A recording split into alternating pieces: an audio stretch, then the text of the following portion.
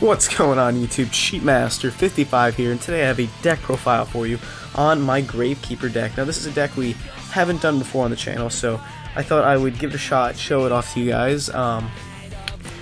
Let's shoot for around the 5 or 10 like mark this time around. Please remember to leave your feedback in the comments and subscribe if you like this video, if you like more deck profiles. Also want to apologize for the lack of uploads this week. I was really busy with schoolwork. But so I thought I'd squeeze in a video for the weekend. But without further ado, let's jump into the deck profile. So to kick things off, you have the obvious choice of 3 Gravekeeper Spy, very basic effect, flip it up, and special summon the Gravekeeper. Next, moving on, 3 Gravekeepers Recruiter, fetches cards to your hand after it's sent to the graveyard, so if it's destroyed or if it's tributed off for, say, Descendant, you will get to search a Gravekeeper with 1500 or less defense to your hand. Next, I play 3 Gravekeepers Commandant. I am proxying 2 right now. I'm trying to pick up another 2, so if anyone has 2 that they're willing to trade, I would really appreciate it. Just hit me up through a PM and maybe work out a deal. But anyway, one thing that annoys me though is that he's the only Earth out of all of them. But that's beside the point. He searches out Necro Valley for you. He's searchable with Recruiter, so very easy to get to the hand and get a Necro Valley added to your hand.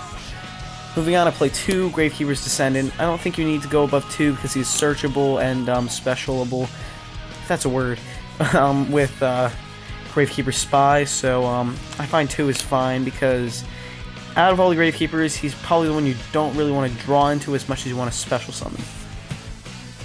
And now for the Gravekeepers I play at 1, I play 1 Gravekeepers Guard, 1 Gravekeepers Assailant, and 1 Gravekeepers Visionary. People question me on Visionary all the time, but I think he's a decent boss monster to have in the deck. He is fun just to splash it onto the field occasionally, and he can save himself if you have a spare Gravekeeper in hand. And he is sometimes good for those late pushes, so I do keep in 1 Gravekeepers Visionary. Never would go above 1 though. Moving on to non-Gravekeepers monsters, I play 2 Summoner Monk, self-explanatory there. Very strong monster for the deck because it does special summon, and the majority of your Gravekeepers are level 4.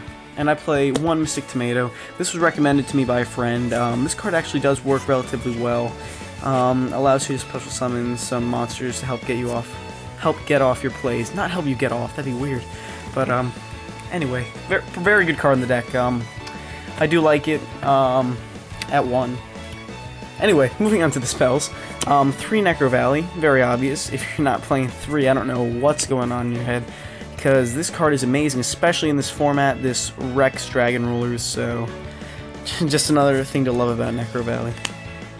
Next, 2 Gravekeepers Steel to reduce, reuse, and recycle your Gravekeepers that are in the graveyard.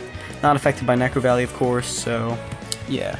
And finally, your 1 Royal Tribute, because first turn, this is the big flaming FU middle finger to your opponent. Moving on to other spells, we have 3 Pot of Duality. This adds major consistency to the deck.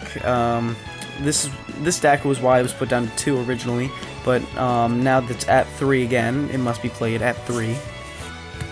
Moving on, 2 MST and 1 Dark Hole, as well as 1 Book of Moon. Moving on to the trap lineup, I play 2 Mirror Force, 2 Phoenix Chain, 2 Vanity's Emptiness. Now, of course, if you don't know the combo, 2 Dark Souls. Anyway, so as I was saying, Vanity's Emptiness, this card combos very well with number 66 Master Key Beetle. So you have this set, 2 dark monsters on the field, overlay them into Key Beetle, flip this up and lock it down with Key Beetle, and any deck that relies on special summoning is basically screwed. Very, very good card. Next, play 1 Compulse, 1 Solemn, 1 Torrential, and 1 Bottomless to finish off the trap lineup. So that is everything in the main deck. Now to move on to the extra deck.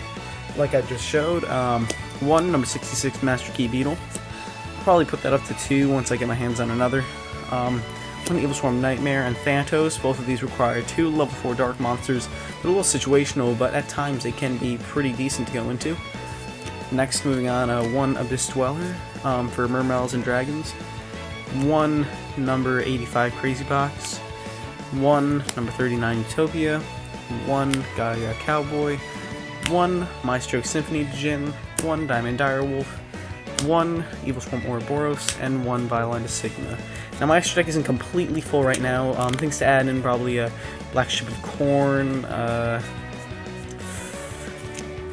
That's all that comes to mind right now. But yeah, that's all I got right now. Definitely more Key Beetles, I think.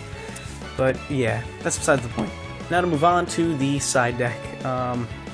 First, we got 2 Max C, 2 Flying C, 1 Kaiku, because you don't really have to worry about it, because Necro Valley kind of has you covered there. 1 DD Crow, 3 Imperial Iron Walls to completely shut out dragons, 2 Gozen Match, 1 Mind Drain, 1 Soul Drain, 1 the Transmigration Prophecy, and 1 Trap Stun. So that is everything for my Gravekeeper deck.